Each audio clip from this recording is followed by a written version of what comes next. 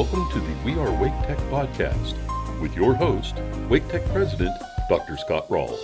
Hi there, I'm Scott Ralls, and welcome to this episode of the We Are Wake Tech podcast. Today, we're excited to welcome two guests, Dr. Pam Howze, Executive Director of Apprenticeship and Customized Training at Wake Tech, and Anthony Caison, who will join us a little later. Anthony's our Vice President for Workforce and Continuing Education, and they're going to be talking about WakeWorks, which involves really two unique new initiatives to connect opportunities and jobs in our community and new workforce opportunities here at Wake Tech.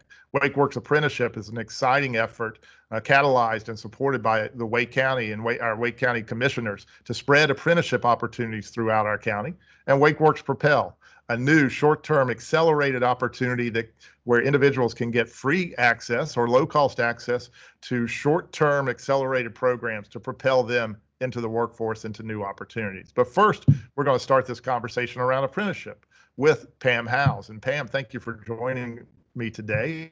Tell us a little bit about Pam Howze and how you started and how the pathway here to Wake Tech. So thank you, Dr. Ross. I'm really excited to be part of the second podcast. I've been at Wake Tech the last 18 months working specifically on the WakeWorks Apprenticeship project, as well as multiple other large projects that we'll talk about today. But I've really spent the last decade focusing on apprenticeship as a solution to the skills gap in the United States. So that's really been my passion for the last 10 years. I was able to serve as a Chief Learning Officer at Siemens and Merck. We started our first national youth apprenticeship program at Siemens. And that's where the bug kind of bit me on this apprenticeship solution. And so we've had a lot of fun the last 18 months, even though it's been somewhat disruptive in a couple of ways that we'll talk about. But we have really started to see some success, and I'm really excited to be a part of the team at Wake Tech. And you started as a veteran, correct? I know you have a military background, and we appreciate your service, all the great service of our veterans who are members here at Wake Tech. How did that start begin? So I actually was in ROTC when I was in college at Western Carolina, and I was commissioned as a second lieutenant on the same day that I graduated. So I went on active duty 10 days later. I was able to serve 7 years as a military police officer, which those skills have served me well over the years. And so really enjoyed 3 years living abroad in Germany. I've lived in Texas, Alabama, South Carolina, and then was really happy to get back home to North Carolina when I left the military. Well, we're glad you're living here and serving Wake County now because you're doing a great job in apprenticeship. And let's talk a little bit about apprenticeship because it is something everybody talks about now. Sometimes it seems like it's new, but I guess apprenticeship is really, you could look at it, the world's oldest form of workforce development, but it hasn't grown quite as quickly here in the United States. So what's unique about WakeWorks? What's different in terms of this new form of what has been maybe the oldest form of workforce development? So I would say typically apprenticeship has been for trades in construction occupations. We are really putting a different twist on that here at Wake Tech, really looking at non-traditional occupations. We're working in healthcare with the EMT to Paramedic program. We're looking at some other healthcare occupations. We are really, really excited to break into the IT sector. We know there's a great need in Wake County for people with those skills. And so we're not working in a paradigm that this is only for construction trades certification. We're looking at other ways at Wake Tech to maybe look at all of our programs and how we can make them apprenticeable occupations. Let's maybe break it down just a little further. So what are the benefits for WakeWorks and apprenticeship for students and then also later for employers? It's certainly a win-win for our students. I always say I wish my own children had gotten a WakeWorks apprenticeship program. Students can come to Wake Tech, take their related on-the-job training instruction at Wake Tech, their coursework. We're paying for tuition, books, fees, tools. And so the students can literally go through a credential or degree program with WakeWorks and essentially graduate debt-free. I don't think you'd find very many four-year university college students who could say that today. My own daughter graduated 2 years ago from college, and she said she's probably the only person that she knows in her friend group that does not have significant student debt and student loan debt. So we don't want that for our students. We want them to be able to focus on their studies, be successful, and get a really good job. Sometimes apprenticeship is called the gold standard of work-based learning. Why is work-based learning important, and why is apprenticeship the gold standard then? So two of the really important components of an apprenticeship program is the related training instruction, which currently takes place at Wake Tech. But the other important element there is the on-the-job training component, because the apprentice is actually in the employer's workplace and they're really getting a customized training program specific to that workplace. One of the things our employers tell us is they see a really improved increase in productivity, and the apprentices tend to work much more safely because we add in a component of safety training for all of our apprenticeship programs. So I think it's certainly a win-win for students. Our employers are really excited about apprenticeship as well, because we are offsetting the cost through WakeWorks for their registered apprentices. They're getting highly productive employees. They're getting people who tend to stay longer, who are more dedicated and more focused. And so it's really a great program for both our employers and our students. And speaking of that connection to employers, I know one of the roles for your team and your staff is taking the challenge of apprenticeship, some of the administrative challenges that have caused some companies to resist apprenticeship out of that equation. Can you talk a little bit about what your team is doing in terms of WakeWorks for employers to help them become apprenticeship employers? So we hear feedback from employers that they're really shy of an apprenticeship program because of what they perceive as the administrative burden. Apprenticeship is a U.S. Department of Labor regulated program, and so there is certain federal requirements for paperwork. We've spent the last year really building the team and adding people who can reduce that administrative burden for our employers, so they don't have to worry about any of that. We take care of all of it. We spent the morning today actually interviewing for another addition to the team that would help us with this technical assistant part of the administrative part of apprenticeship. And so we're excited that our employers don't have to worry about that part of it. We can take that burden on for them. Yeah, and I just want to emphasize we're so appreciative to our county for their support, the Wake County commissioners, and making this possible, because WakeWorks is unique for a community college and for a community. Certainly apprenticeship is not new or unique, but our approach to it puts a little more assistance out there to spread it. And I know there's a lot of excitement right now. The interviews with students that have taken place on campus. This month we'll have our first signing ceremony. Can you talk about these early days of WakeWorks and that excitement that's bubbling and continues to grow? So we actually announced the WakeWorks Apprenticeship Project last year on February 19th. As you know, a month later, we went into the pandemic mode, so it really was a little bit of regrouping for our team. We were really committed to not letting COVID slow us down. We moved everything we could to a virtual platform to include our WakeWorks virtual orientation sessions. Part of the testing process, we put all of that virtually, really stayed in close contact with our students, in good communication with everybody. We were actually able to start our first cohort of students last August. There were 27 pre-apprentices in that group. We've seen success with several of those getting hired, which we'll highlight on March 16th at our signing ceremony. We started another cohort in January, spring semester, of 35 pre-apprentices, and we're anticipating that our fall group in August would be about double that number. So despite all the setbacks with the pandemic, we've moved forward and we've had student success, and we've had students get hired into really good jobs. And you're growing out into areas other than the traditional apprenticeship areas of skilled trades and manufacturing. You mentioned earlier the breadth and the growth that's taking place across sectors. Isn't that correct? That is correct. And we actually needed to serve a need for our Wake County Emergency Medical Services. And so we started a EMT to Paramedic apprenticeship program.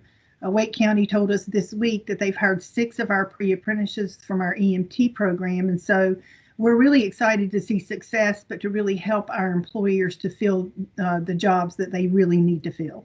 Well, those are the stories we like, when our students get jobs and our employers are happy because they have great new employees. So that's the proof of WakeWorks apprenticeship right there. Real quickly, Pam, one other element that you've been very involved with in the team is our work at Wake Tech in terms of some of the national apprenticeship programs. the National Association of Tower Erectors, which we announced about this time last year. And then most recently in the news, the Amazon partnership around mechatronics and robotics. Can you briefly talk about that effort?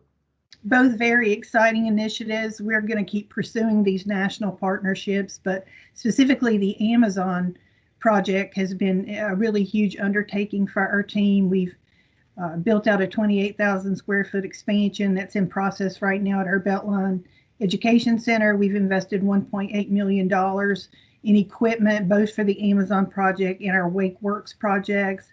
We've hired faculty, we've hired staff, and so we are really growing as a team. Our first cohort of Amazon Mechatronics technician apprentices arrived 3 weeks ago. Our second group will arrive February 22nd.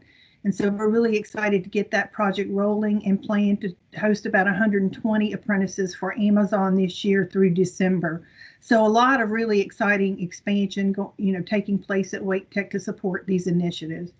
The National Association for Tower Erectors is 5G cell phone technicians who will literally be climbing these towers to do maintenance and installation. So that's a real twist for us. We've not done anything like that before. Yeah, it's exciting to see where we're moving, and also the expansion that's taking place. If you drive around the Beltline right now, you can see our Beltline Training Center, but behind it is that significant expansion that Pam was referring to, mechatronics, robotics, but also in terms of skilled trades. And we had a wonderful donation, which we will announce this summer when we expand that area and expand our capabilities to help people throughout Wake County. One last thing, Pam, if I'm an employer and I'm interested in apprenticeship and I'm interested in WakeWorks, what should I do? You should go to our WakeWorks website. It's the wakeworks.waketech.edu. We've built out a pretty robust employer toolkit there. You can learn about WakeWorks. You can make inquiries. You can send us a note through that website. It'll go to one of our employees who works specifically with our employers. We have employers coming on board every week. This week specifically, we've had Pepsi Cola Bottling Company join us for an electrical apprenticeship program, but we have a lot of employers that we're working with, and we'd like to keep working with more. So please get in touch with us. Let us know what your needs are and how we can help you. Well, thank you, Pam, and that's apprenticeship.waketech.edu. Pam, thanks for being with us today.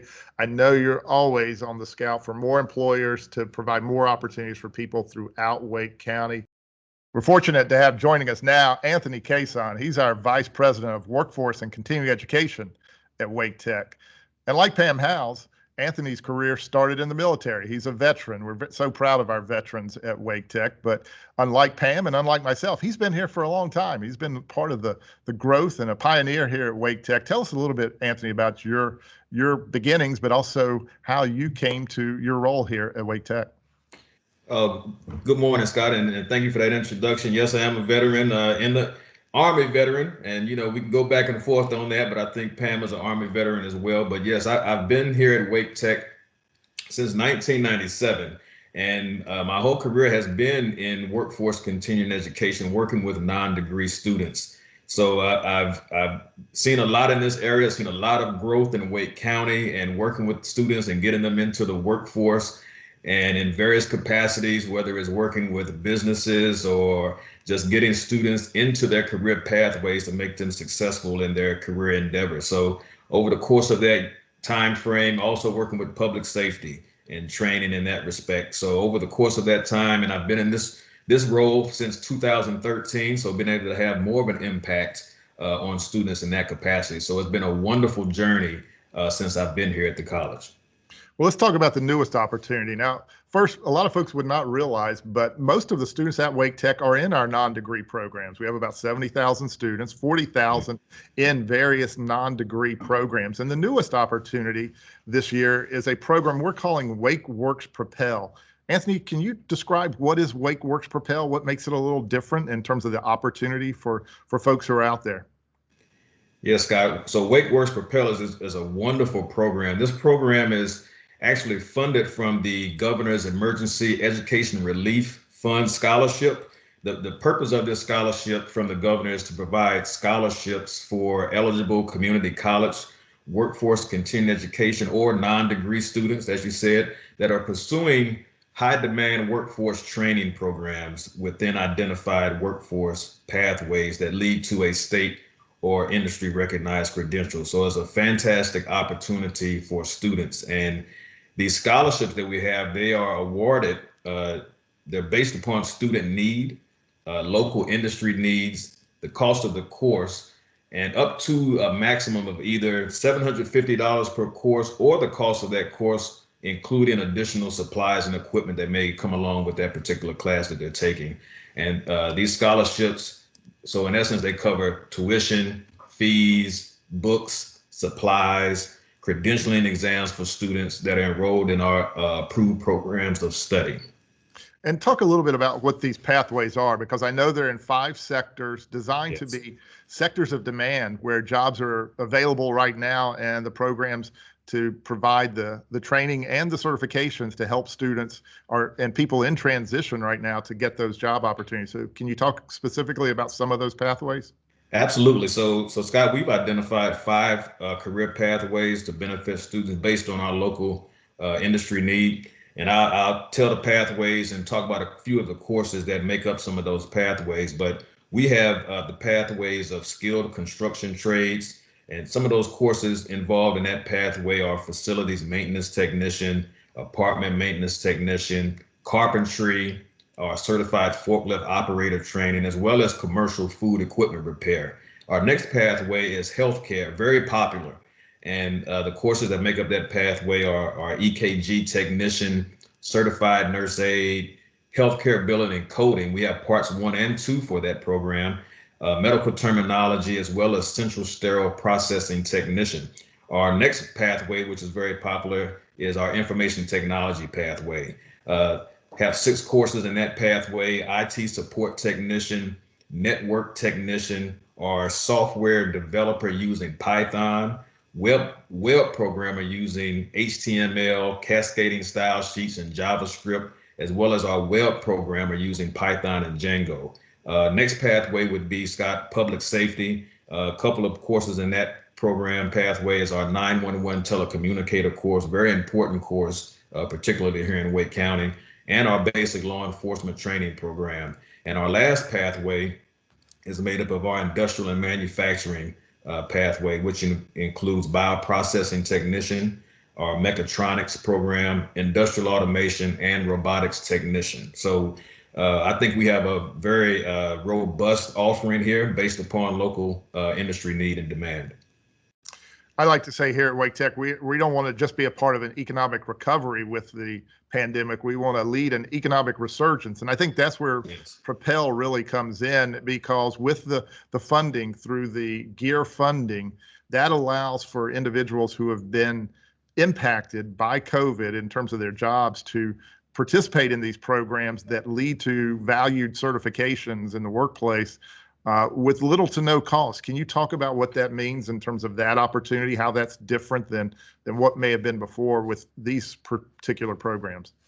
Yeah, little to no cost. So from a non-degree perspective, our non-degree courses are historically lower than one would expect, but with this program, which is so fantastic, as I mentioned earlier, is that the funding made available will pay for the cost of that course, as well as any additional supplies or equipment that may be needed. And one of the beautiful things about it is, say, for example, if you selected information technology as your pathway.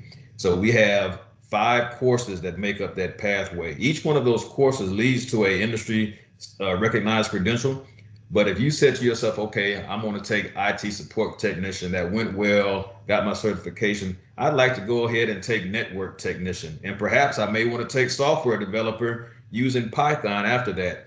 The beauty of this Propel program is that we will pay for each of those courses in that pathway. So even if you spent $700 to take your IT support technician and you had to pay for your certification exam and we covered those costs, that next program, if you took network technician, that qualifies as well, as long as it is in that pathway. So that's a wonderful opportunity for someone to get those skills and certifications that they need. That would basically cost them nothing because of this program. It's a wonderful opportunity. And the thing about it is you can take courses, you can off ramp if you got a job opportunity because of that. And if you wanted to come back within the time frame of this grant, which actually goes until September of 2022, you still have the opportunity to come back within that time frame if you want to take another course in that pathway to help yourself get another credential to get you upscale for better employment in that industry. And some of the programs I know, I mean, you've described what a real plus is. If you're impacted by the pandemic, you can take these programs free of charge. Each one of them leads to a credential of value in the workplace, a certification or a state licensure. But some I know have an added plus in that the credit through the credentialing process, you could continue to move forward into one of our degree programs. Isn't that correct? That's absolutely right. So we have identified some of our programs with the plus to call them Propel Plus, if you will, as you said. What that means is, and I'll refer back to information technology for a perfect example. If you take any of those 5 courses within that pathway, each one of those will articulate into our information technology degree program. The beauty of that is that should a student decide that they want to go further and actually get their associate's degree in information technology, this kind of propels you, if you will, into that associate's degree program and makes your time to completion for that degree even shorter because you've taken these courses at no cost through Propel, but now you can apply that to your degree and hopefully get that degree in information technology that you want. And that's the beauty of it, because you got 2 avenues. Take the courses, get your credentials, go into the workforce, or you can or use those courses to apply to your degree program. So that's the plus advantage of several of our courses. So all of the information technology courses have that added benefit. A few of our healthcare courses have that benefit. Our healthcare billing and coding, our medical terminology, and our public safety, our basic law enforcement program is a plus also because that articulates over into criminal justice. And we have the benefit of that with our bioprocessing technician and mechatronics program. So those are 2 great opportunities within the same program for our students.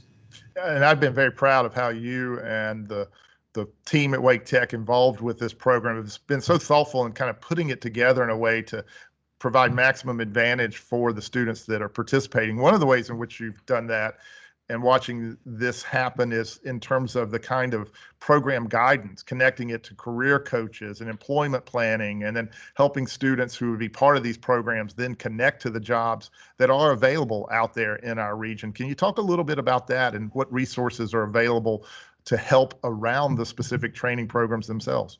Absolutely. So our career coach staff is on hand to not only assist students with getting qualified to take this program, but help guide them through the pathways as they're participating in their courses to make sure they're staying on track. But some of the other great advantages that our career coaching program provides to students is they also offer job market skills training and practice. So they help students practice the skills that they may need to be successful in today's competitive job market. That includes searching for jobs, completing applications, writing resumes and cover letters, interviewing, communicating, and problem solving.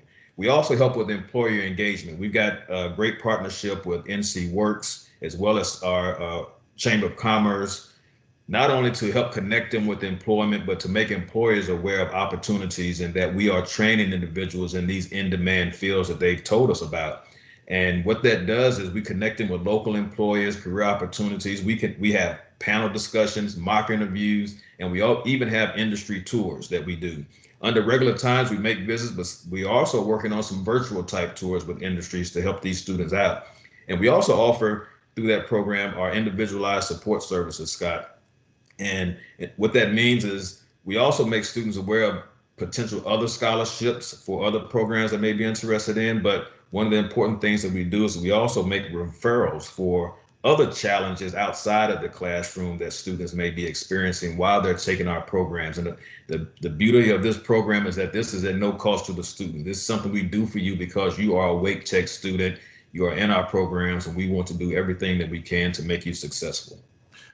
This is an amazing opportunity. Thank you, Anthony, for your leadership in this regard. At Wake Tech, we like to say reach and rally. We rally around our community, and with these gear funding that we have now, combined with our program areas at Wake Tech and putting it together in WakeWorks Propel, it's an amazing opportunity. And we want everyone who would benefit from this, because you've been negatively impacted by the pandemic, by COVID, to reach out to us. And so the way you can do that for more information is to visit propel.waketech.edu, propel.waketech.edu. And Anthony and the whole team are just waiting to help you find the right pathway and move forward and into those career opportunities that are so prevalent throughout our community. Anthony, thank you for all that you're doing. Thank you for all that your team's doing. This is a great opportunity. Thanks again to Pam Howze and Anthony Caison for joining us on this episode of the We Are Wake Tech podcast. I'm your host, Scott Ralls, and you can connect with me on Twitter at WakeTechPrez. Subscribe to our podcast at Apple Podcasts, Google Podcasts, and Spotify. Look for We Are Wake Tech. The podcast is also available on our college website at podcast.waketech.edu and the YouTube channel. We also want to know what you think about our podcast, so please be sure to rate and review us. And until next time, take care and be well.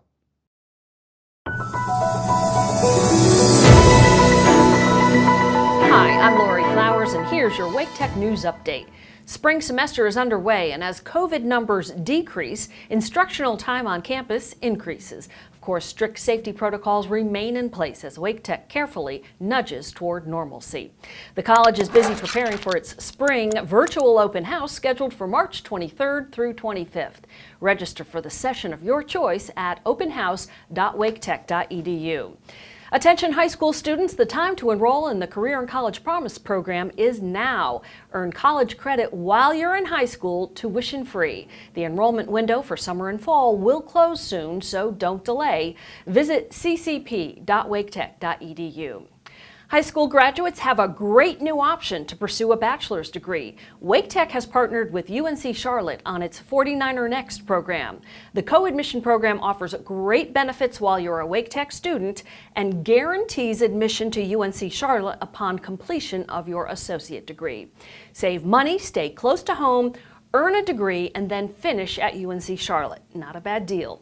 Visit transfer.waketech.edu. Pharmacy technology students at Wake Tech could soon help with the COVID vaccine rollout in our community. The college has partnered with Campbell University to train pharmacy technology students to administer vaccines. Apprentices with Amazon's Mechatronics and Robotics Apprenticeship program are training at Wake Tech's Beltline Education Center. Wake Tech is one of only 4 such training partners for Amazon across the country. The Beltline Education Center is being expanded to accommodate the new program as well as other WakeWorks apprenticeship programs. 9 basic law enforcement cadets are ready to protect and serve. The cadets graduated in a ceremony at the Public Safety Education Campus in February. The next Basic Law Enforcement Training Academy starts in June, and applications are being accepted now. Students in Wake Tech's non-degree barbering program offered a pop-up barbershop in downtown Raleigh recently. The students offered free haircuts to gain experience, and it was so successful they'll be doing it again. Students in Wake Tech's baking and pastry arts program showed off their skills with tiered cakes and chocolate showpieces in the annual ACF competition. Student Anna Kim won Best in Show for her piece appropriately called Go Away COVID-19. And finally, play ball. The Wake Tech Eagles baseball season is in full swing, and it sure is great to hear the crack of the bat again. Keep up with all the sports action on Twitter and at waketechsports.com. And that's our news update.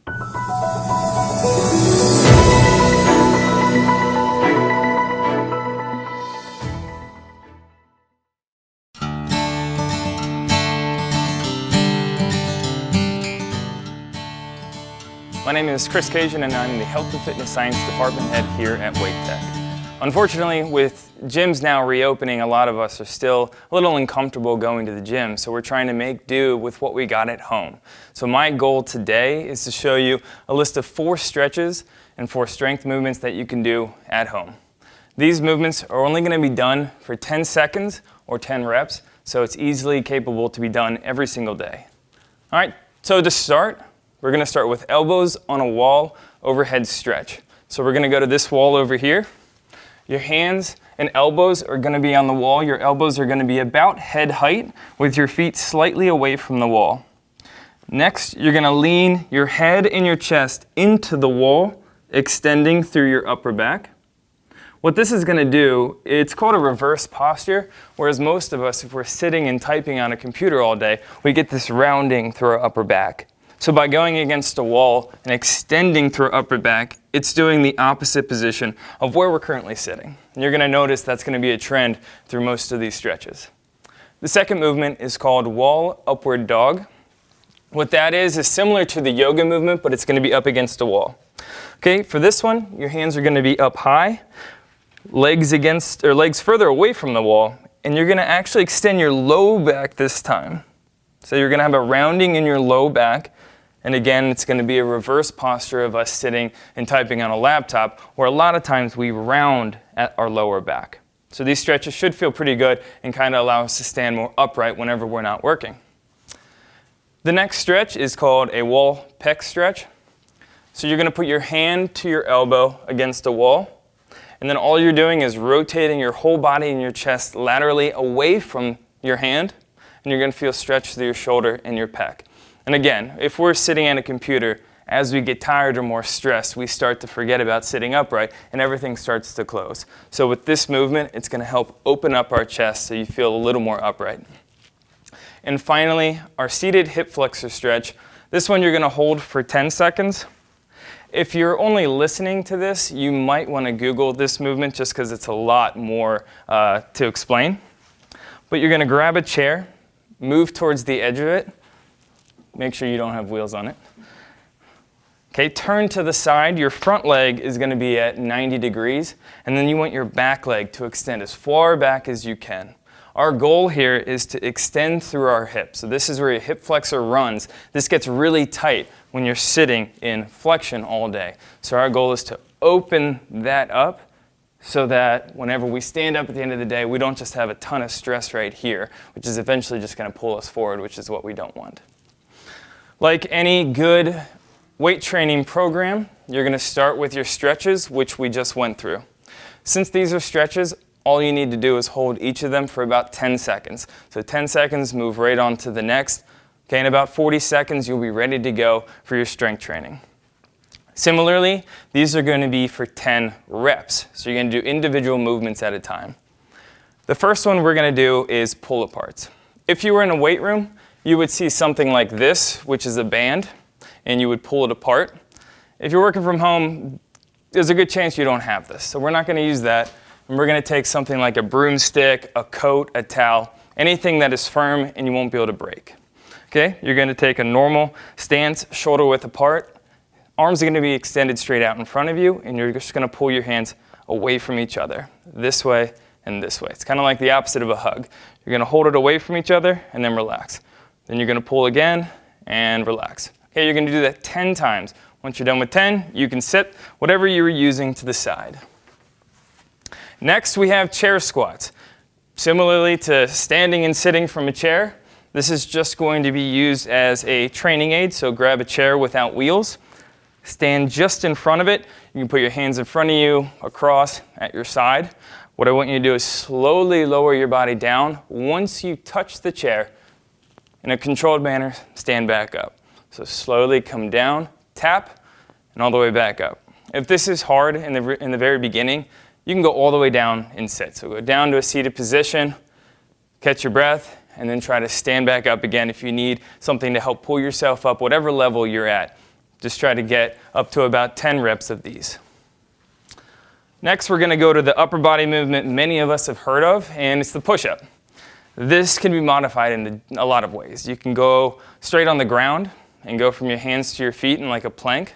You can have your knees down, or if you're home and you have counter space or even a wall, you can do the same thing, and it just depends on wherever your fitness level is at. Okay, so imagine this is a counter like in your kitchen. You're going to do a full extension of your elbows, bringing your chest all the way to the counter and all the way back up. And again, for this one, you're going to do 10 reps. Moving on down, we're going to go to a lower body movement of lunges. Lunges can be tricky because it's technically a unilateral movement, which means you're gonna probably have to balance. So if a typical lunge is here, standing upright, you're coming down and then straight back up. Falling side to side is sometimes a concern for people. So what we do to modify this is you get a chair or a counter next to you, take that same stance, down and all the way up. This also allows you to help yourself up until you're ready to use just your leg strength. This is also going to be done 10 times with your left leg in the front and then 10 times with your right leg in the front. And finally, we have to work the core. Not many people like doing abs. That's why it's at the end, but you can't skip it. So we're going to do planks. It's very, very simple. And typically, rather than reps, this is done for time. I'll show you a couple very quick modifications to this. You can just hold a plank at the top. You can go down to your elbows and hold it at the bottom. You can drop your knees and hold this here. But if all of those are hard or you don't like getting onto the ground, if you have that counter that you use for push-ups, all you got to do is hold in this plank position like the top of a push-up and then just time yourself. Once you start to shake, that's when you know it's probably good to take a rest, and then you have options. You can start back up and do a second set or just call it for the day. The goal is to be as consistent as possible with stretching and strength training. If what that looks like is just 1 time, 3 times a week, that's fantastic. If you can do it 3 times a week, even better. But the goal is consistency. Whichever you can do most often is going to have the most benefit. Enjoy.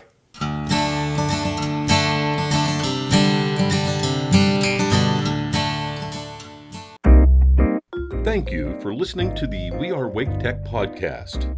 Join us next month for more insightful conversations about the programs and people of Wake Tech and how the college changes lives every day. Be sure to subscribe to your favorite podcast app to have each episode delivered right to your computer or mobile device. For more, find us at podcast.waketech.edu. To learn more about Wake Tech's exceptional educational opportunities, visit waketech.edu.